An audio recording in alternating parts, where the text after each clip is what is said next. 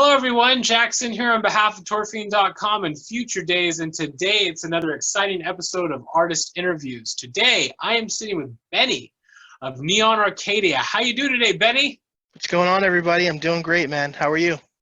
I'm doing pretty well. You know, today is a nice, beautiful day. It's nice. It's getting warm outside, though. I mean, the heat here and there, it's like, yeah, it can be a little bit unbearable sometimes, but nice and cool inside. You know, the door is open, nice airflow coming through. Nature's out in abundance right now. Birds are chirping. Blue skies. I'm enjoying the little things, you know? It's all we can do, and that's great to hear. It's pretty much great weather today here in New Jersey as well.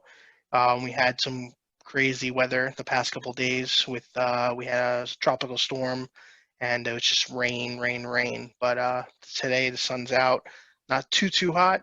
Enjoying making the best of the weekend before back to the weekday grind. Yeah, back to the grind. You know, it's like through everything that's going on right now, it's always great when we have just these little things that we can be thankful for. You know what I mean? These little beautiful things outside, just as simple as stepping out in your backyard and exploring the world that's right in front of you.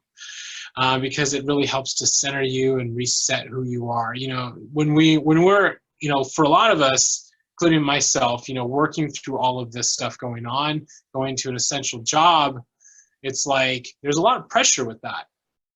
But I try to take pleasure in just those little things that can help bring me joy each day. And I know you feel the same way as well.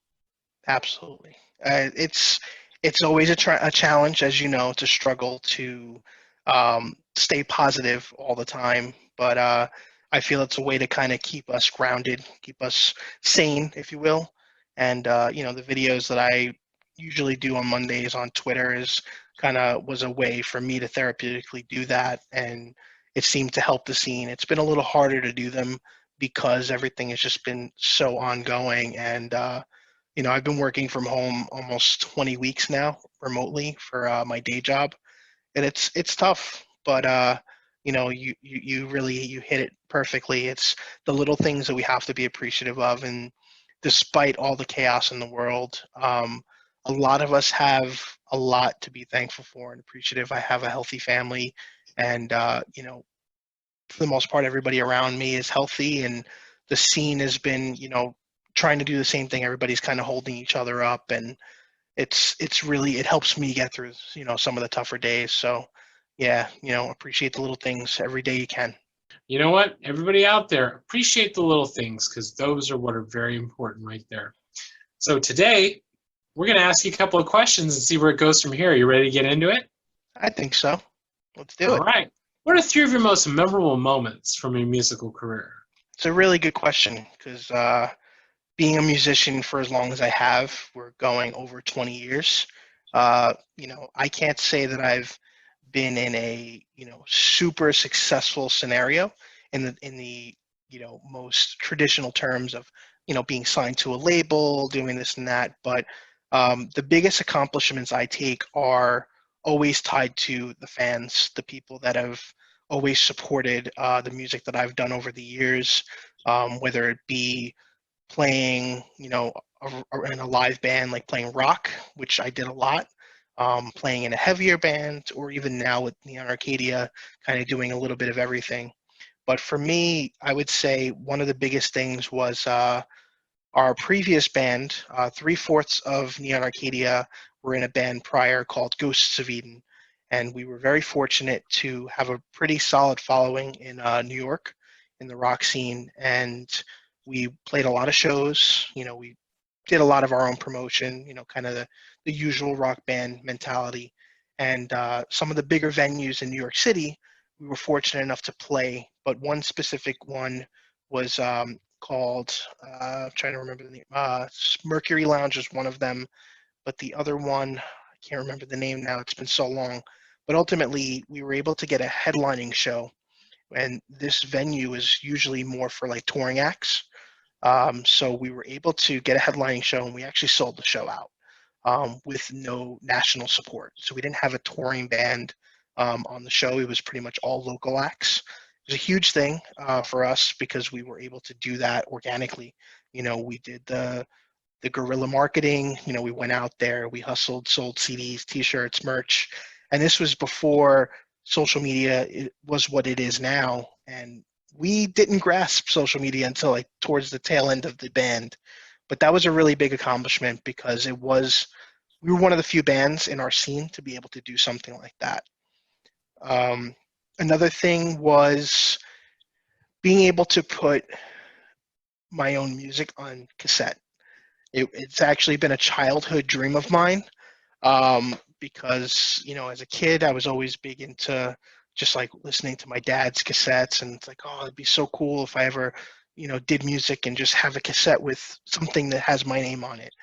And, you know, most of the time I played music, that kind of was a dead media until now. You know, it's so popular now, and I thought it was just such a great opportunity. And you know, for those that don't know, Neon Arcadia has a physical limited cassette release, and I take a lot of pride in this. I cried a little bit the day that they were delivered to the house, because it humbled me to know how far I've come as a musician. And you know, for me, like we said before, the little things mean a lot more to most people. And then the other thing is just kind of what Neon Arcadia has become in the synthwave scene. Not something that I expected to be, which is just having a name that people know. And I've had conversations with strangers that somehow synthwave came up, whether they liked the shirt I was wearing or something, and it's like, oh, you listen to, oh, I love these bands. I love the Midnight. I love Gunship. I love Neon Arcadia. And I'm like, what? So I take a lot of pride in the fact that we've been able to build a name that people can relate to. Um, that I found that I was providing value outside of the music as well, which was with the Motivational Monday videos and the Thank You Tuesday videos that I do on Twitter. People reached out a lot directly and just thanked me. Some people said, you know, I helped them get through a tough day. And I'll be honest, the scene has helped get me through some tough days. Just to see the love and the support and how hard some people in the scene try to not hate with more hate. Because I know it's tough to not do that. You know, you get so angry and defensive, the hate comes out. But, you know, people like Neon Fox, I mean, Julian is easily one of the best people in our scene. That really is a testament to why I do what I do, because there's so much love out there. And we're not even close in, like, you know, geography sense, but we're close. And, you know, Twitter has allowed us to do that. And with everything going on, I couldn't be happier to be in a scene that, you know, people can appreciate little things and remind me that I must be doing something right. So I take a lot of pride in that.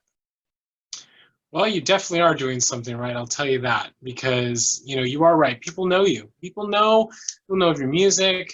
I think you're doing some great work with all of your stuff on Twitter. You know what I mean? And also, too, those are some really amazing moments as well. It's like, even though, you know, sometimes when we think of memorable moments, we may think of, you know, well, they're not as huge on a grand scale as, you know, as maybe some other things, you know, but it doesn't matter, because everybody's memories are always different. Everybody's successes are always different. You know, bringing back to that first memorable moment of yours, you know, where you were in your previous project, like going out there, you know, playing the Mercury Lounge. I've been to the Mercury Lounge. I have, you know, go out to Murder of Crows, this festival that Sean Templar, you know, and them do like every year. And, you know, going to the Mercury Lounge, it's a great place. Same thing as like Brooklyn Bazaar, amazing venue.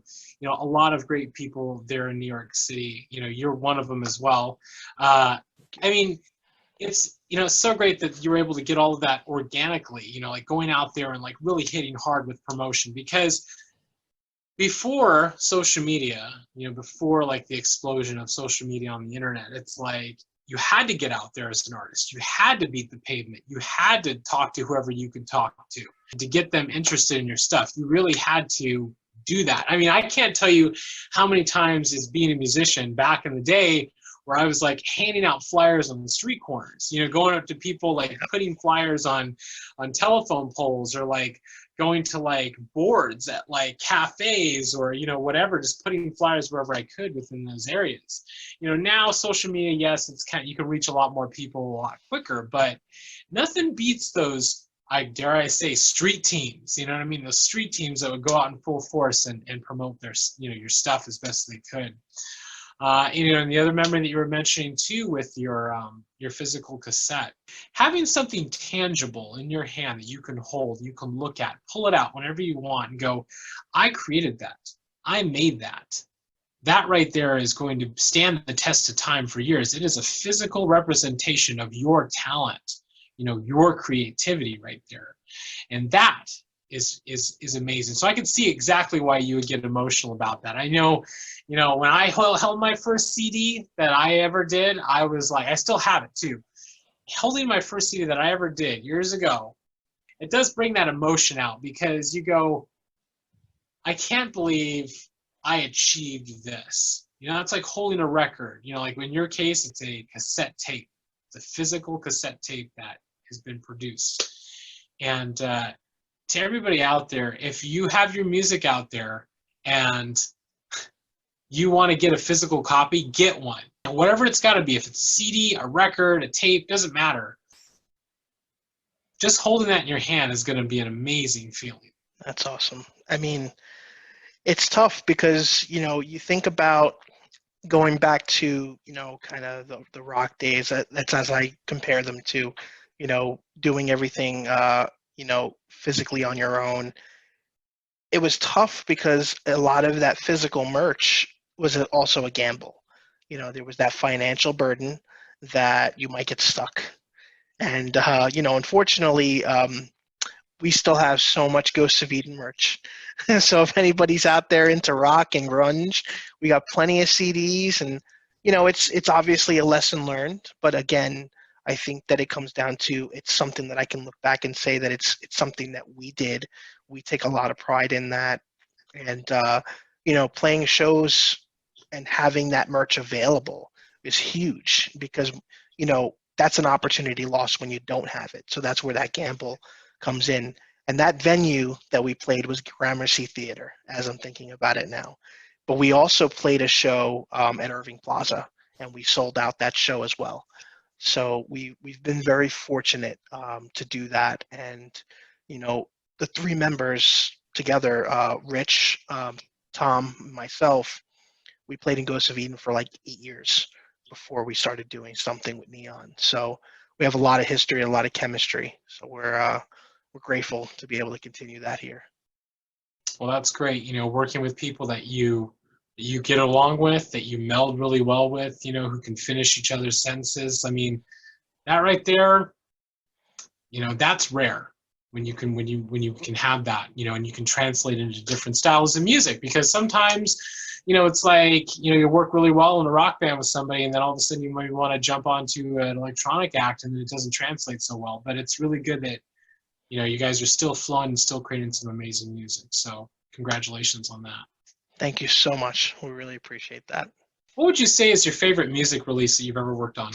I hate to be biased, but I probably have to say our most recent single, which was a co-written collaboration with my good friend Zenon, who's originally based in Tokyo and now lives back in the UK at home. There's a nice little story that goes along with that. I can keep it short and sweet, which is just Zenon's wife puts it perfectly. We are the epitome of a digital pen pal. We've been friends for almost 2 years. I think close to 2 years now. We met on Twitter. When I first started doing the social media for Neon Arcadia, he was one of the first artists I came across, and simply, reached out to him, just said I loved his music, the singles that he had. We started talking from there, and it became a really good relationship of just almost like a daily, hey, how you doing? How's the family? What you up to? And we were working off the weird schedules of him being in Japan and me being here, but we made it work, and we've just been close for a long time. And then I had the privilege of being part of his first album and doing pretty much the voiceover work along with our drummer, Bill, for certain songs on that album. So that was the first real collaboration we did. But we always talked, we're going to do a song together. We're going to do something. We're going to figure it out. And just obviously we were, planning our slate of how we were going to release songs, who we were going to work with. Zenon was working on his album. Schedules happen, conflictions are in place, so things got delayed. But it was just such an achievement to finally start that process, which really was right at the beginning of the pandemic of all times.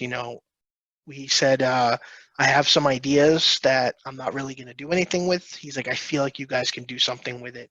He sent it over. I went right to work. We started piecing things together, and it just clicked, almost like we were just in the same band. And it was probably the easiest collaboration I've ever had because it just felt natural. And yeah, it's actually one of our better songs as far as just people listening to it. And the song's about a month old now. It has over 5,300 plays on Spotify alone, which is one of our biggest organically growth songs since we've come out. So big, big, big pride comes out of that one. It is a good song. I enjoyed it. You know what I mean? It's got a lot of heart in it, a lot of soul in it. You guys work really hard on that. And it's always great when you take a chance sometimes. It's like opening yourself up to the possibility of somebody new, and just kind of going like, I got nothing to lose. I'm just going to talk to this person. It could be great. It could be, could go the other direction. Who knows? But opening yourself up, you open yourself up to a world of great possibilities. It's like in this scene that we are in the synthwave scene, as we want to call it. There are a lot of artists out there, a great many artists out there that are very accessible, very easy to talk to, a lot of down-to-earth people who are just like you and I. Nobody with, I have yet to run into somebody who has had their head in the clouds or has been inaccessible to talk to. I just think that it's really great that everybody out there has been very open to communicating, to talking and working together, collaborating on things. So it's great that, you two develop that relationship over time to work together, a working relationship, but also a regular friendship. So that's really great to see that you guys have that, that connection. Thank you, man. Yeah, it's definitely, I didn't know how we were going to make it work, but it's just something came out of it that I wasn't expecting, and it was just better than I could have ever imagined. And like I said, it was a seamless partnership, as I like to put it, more so than anything, because we wrote the song together. A lot of our collaborations early on were, we kind of, we would write everything. We'd have the backbone of even potential vocal melodies, lyrics, concepts. We just didn't have Tom in the band 100% early on because he is a professional songwriter, and he had to take care of his things and schedules didn't work. But we got to that point where he started getting more involved. But it was great to get somebody else as involved as we are when we're putting the songs together, and just get that different dynamic, from somebody that, he's super talented. Not only that, but he's a music teacher, so he knows his stuff.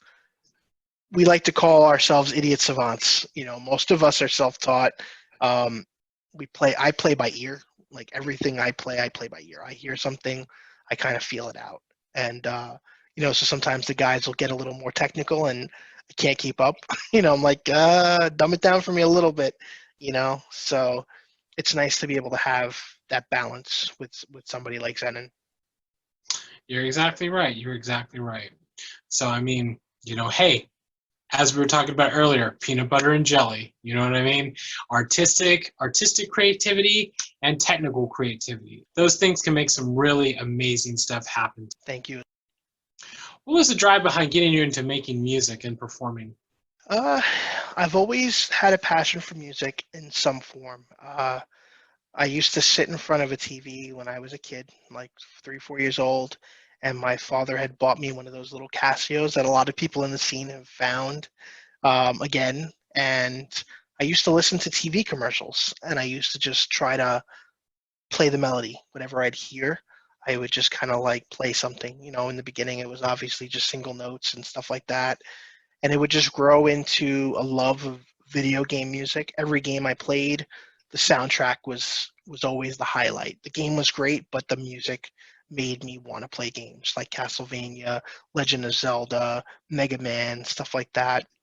And it just grew into, movie scores and like, tons of 80s movies. I was born in 82, so obviously I was a lot younger in the 80s, but I really adapted to stuff young, as a young kid. And my father took me to rated R movies in like 86, 87. I remember seeing Terminator 2 in the theater, um, you know, plenty of other movies with blood, gore, nudity, you name it. My dad didn't care. So, you know, um, from there, it just, as I got older, it was just kind of, I did it casually. And then high school came and I met a kid that, we connected. I wasn't so popular. He wasn't so popular. He played guitar. I learned drums a little bit in years before that, but I didn't play. And then we just started to try to put a band together. And I utilized my concept of I play keyboard. That's what I knew, So I had a Korg Triton in 2001 that I invested in with my uncle to write my own music. And that's where it all started. And from there, I started using that keyboard for writing drums because I didn't have a drum set at the time. So we used to sit in my friend's basement.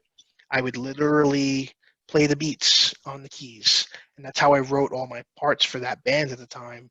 And then eventually, when we decided we wanted to play shows, I would just have to remember what I did and I would, just translate it from memory, playing the actual drums. And then from there, I got the fever. I was like, oh, I love playing music. I love the reaction. Whether you love it or hate it, there was a reaction, and I just loved that adrenaline rush. And then, as it grew, I started picking up other instruments. I play guitar, I play bass, I played in bands where I've played all these instruments. But for the most part, playing in bands, I played drums. That was like the instrument everybody needed.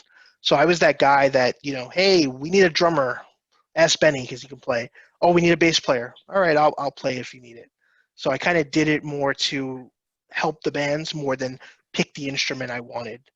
But I always had the roots in keyboards and synths and video game music is like my heart. So when Ghost of Eden broke up, it just became a point where I wasn't doing much. I had just had my son, which is about 4 years ago, and I took a break from music overall. And then Rich was the guitarist in Ghost of Eden. We kept in touch, and he always pushed me. He's like, you have a phone, you have iTunes, you have GarageBand. He's like, try to play, do something on there. He's like, we can probably have this digital, band that we can write stuff and send it to each other. And I never thought anything of it. And then one day I just decided to take his advice. I was commuting to New York City every day for work on a bus for almost 2 hours each way every day. And I started writing stuff on my phone. I would literally, I'd write a piece front to back by the end of the first commute. And that's where the first Neon Arcadia songs came from. And from there, Rich started getting involved, and we just started slowly evolving that. And we wrote about 60 ideas, like almost full tracks, within the first year. And it was just like really quick. And I said, you know what, we have something here.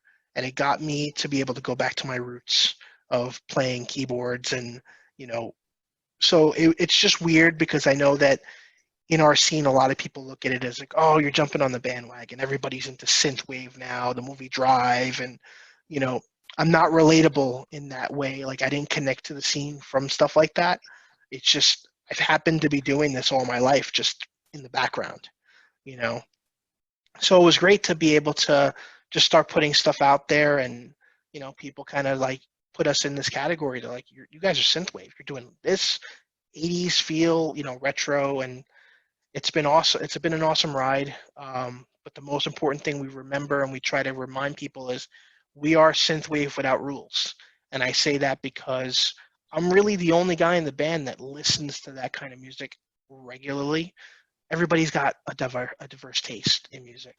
So, our drummer is a metal drummer. He's in a couple of well-known metal bands and heavy, heavy stuff. And then the other guys are into like rock and grunge.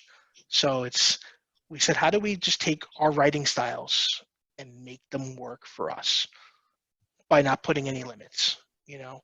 So I feel like almost every song that we've done has its own identity, and there was no intention to that. It's we wrote what was in the moment, and that's what we're continuing to do now. We have 3 singles lined up right now. Every single, for somebody that would never hear us, would not think they're the same band. That's how dramatically different they are. There's a really heavy synthwave, dark wave song that's coming.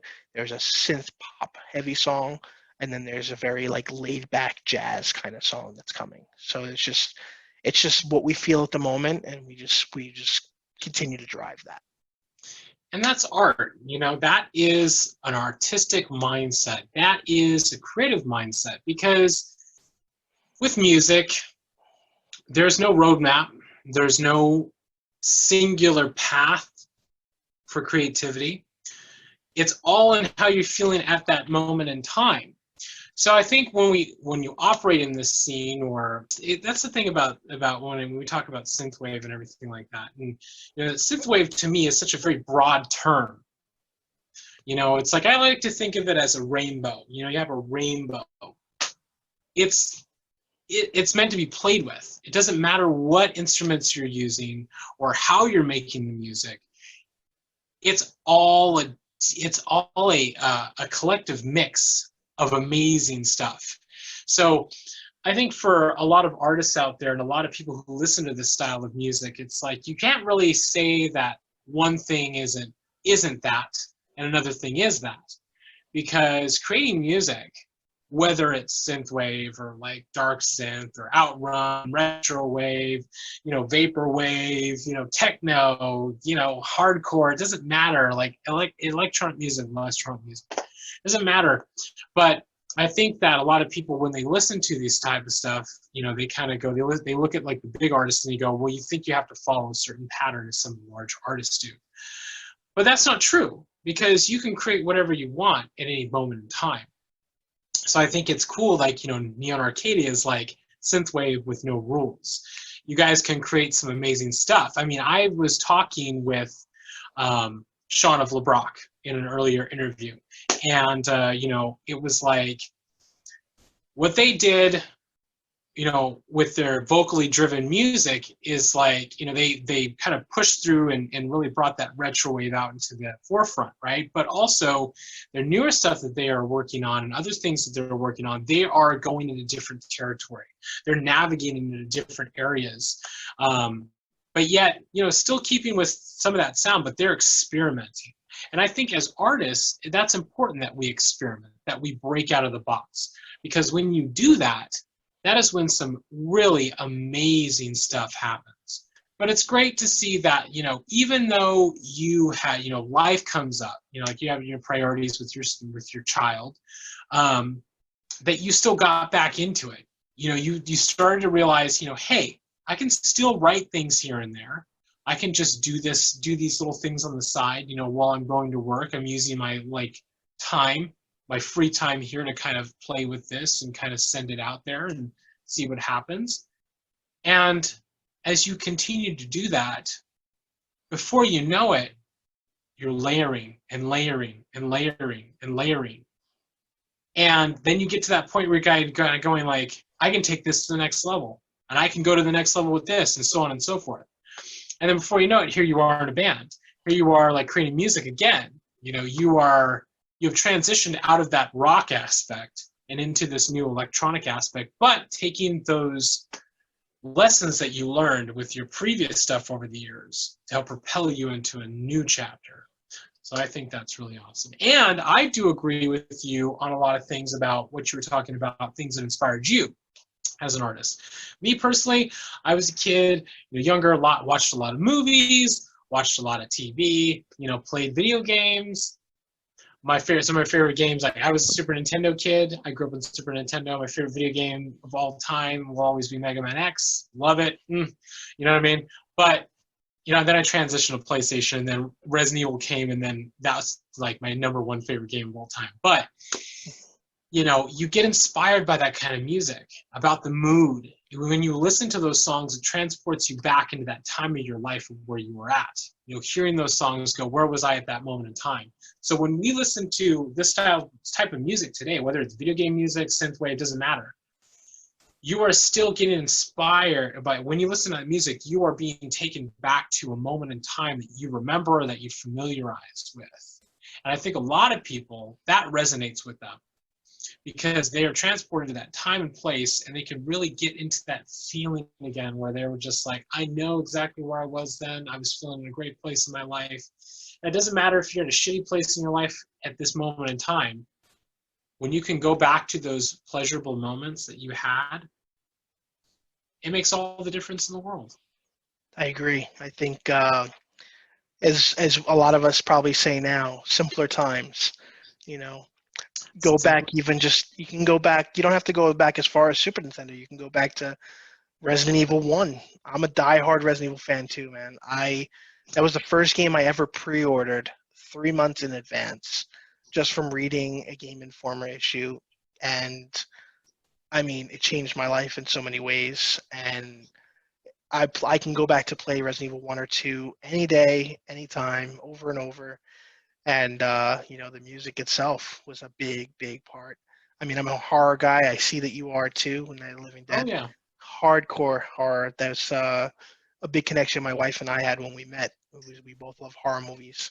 So if you've ever listened to the track that we put out called Crimson Staircase, it was just for me a homage to all the horror stuff I loved as a kid. I always wanted to put out something that, again, it didn't have to be a single in the traditional sense. It was just that's what I felt. I felt this eerie, creepy, almost like a theme, like the movie It Follows is a more modern take of just where it comes from, and that's another element of just us having like no rules. Again, I put out, if I just write something that's in the heat of the moment, I'm like, I think people will dig this. It doesn't have to be one of the singles that we, flesh out like we do. We just want to put it out there because it just came from the heart. And when Neon Arcadia started, I just started with teasers of like ideas that we were working on, but I did a ton of video game covers for fun. I did Blaster Master from the Nintendo days. I did Friday the 13th, just kind of like my takes of them. And it's funny because I feel like so many of the people that follow us now probably don't even realize we did that because we did it so early on, when we were just, getting our name out there. So I've been thinking about, kind of revisiting some of that video game passion, kind of bringing that in. And that dark synth song that we're working on has some chiptune inspiration in there. So, kind of bringing that in where I can. Well, I look forward to hearing that. I look forward to hearing a lot more amazing stuff from you guys because you guys put out some top-notch stuff. So thank you so much. Thank you. We really appreciate that. What are you looking forward to accomplishing the most moving forward? I feel that we're in such a world of disarray right now. It's hard to have any, I guess, hard, solid goals because we don't know what next week's going to bring. 2020 has been brutal. But for me, it's really been about just building a brand and a name that people can relate to. Um, Neon Arcadia was always an idea of being a collective. The project started as really a solo venture. It was supposed to be just me, and it was originally called The Arcadian. And, I saw that the name was used in some capacities, so I took it a step further, and then I started bringing the guys in a bit more. Tom has been helping since the beginning, just kind of like under the radar. But yeah, it's really been just about growing this collective and, the premise of Neon Arcadia being a place where everybody can, be and not be judged. And, we've given the name to our fans being the Arcadian Strong. And, that's kind of a cross message that ties into my motivational videos. And, a lot of people have voiced a lot of opinions on what's going on in the world now. And I try not to be somebody that can be one opinion because I always try to look at all sides of the spectrum. And I feel that, the most important thing we can do as people is just try to be better, even if it's 1% every day. What are we doing? What can we do differently to affect our environment locally? What can we do out there? You know, for me, I don't think I can heal the world by any means, but if I can help one other person get through a tough day, knowing that at some point it's going to pay forward and somebody will help me when I'm in a rut, that's what I'm hoping to do for me.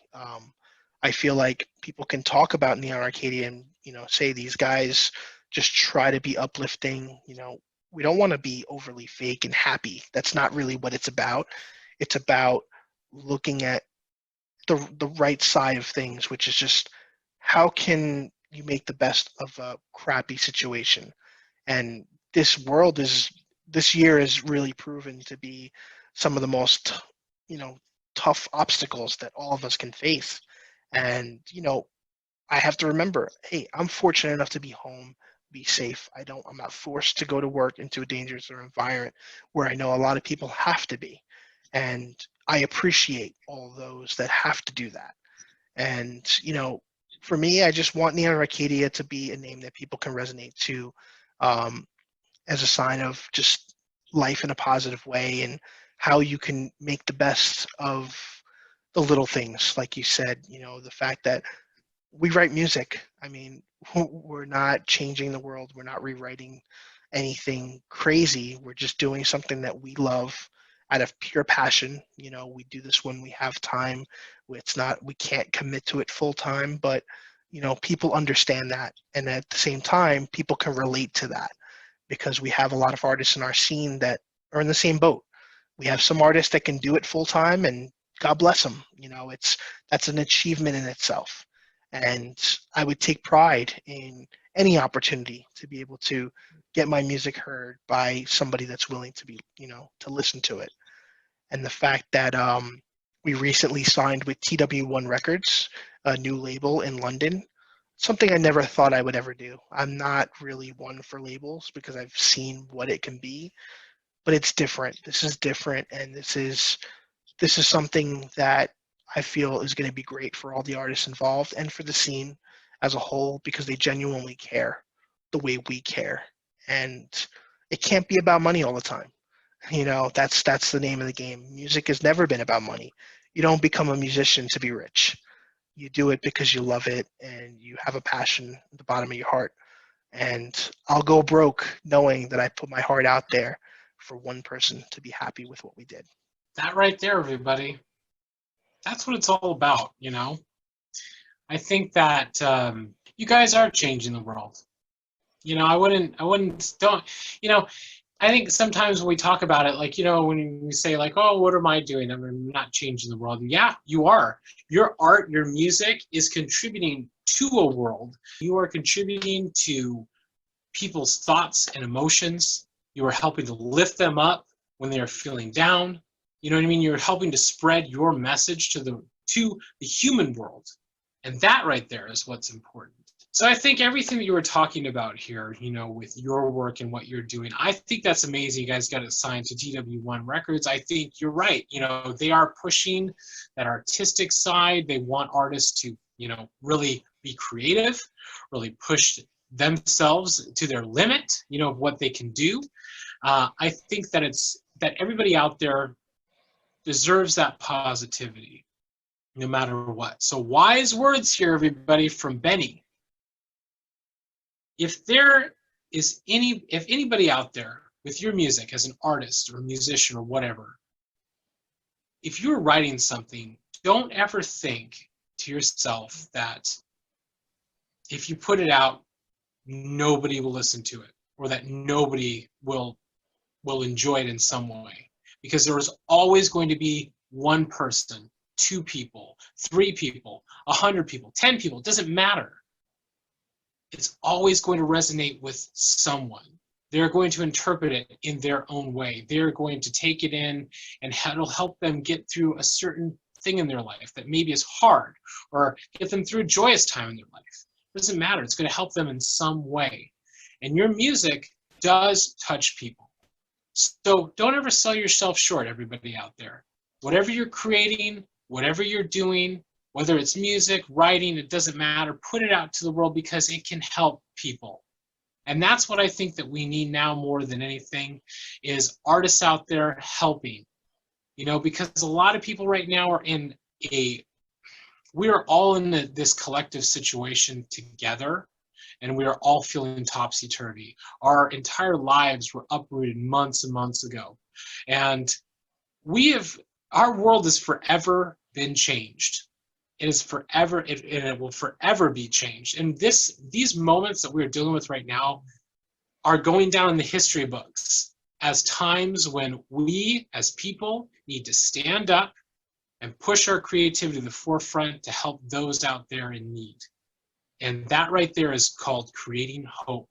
So if you can create hope in whatever you're doing, sharing a positive message, being there for a friend, creating an amazing song, writing an amazing piece, it doesn't matter. Whatever you can do to contribute, because what you are doing is important. So thank you so much, Benny, for taking this time to sit down and do this interview today. Thank you to everybody out there who took the time to tune in and watch us have this conversation. If you like this video, be sure to like and subscribe to our Tour Fiend YouTube channel, as we have many more awesome artist interviews on the way, just like this one. To everybody out there, dream it, build it, let it grow. Thank you so much, Benny, and I look forward to seeing you again very soon. Thanks so much again for the time. I hope everybody stays safe. Remember to take care and have fun. Exactly right. Everybody out there, be safe. And on a closing note, be sure to check out Neon Arcadia. Be sure to check out their amazing music, all of their awesome releases. What's coming soon is going to be amazing as well. I know it. A lot of you out there know it as well. So be sure to follow them and everything that they're doing, because they're doing some rad stuff. So I look forward to seeing you again soon. You too. Take care.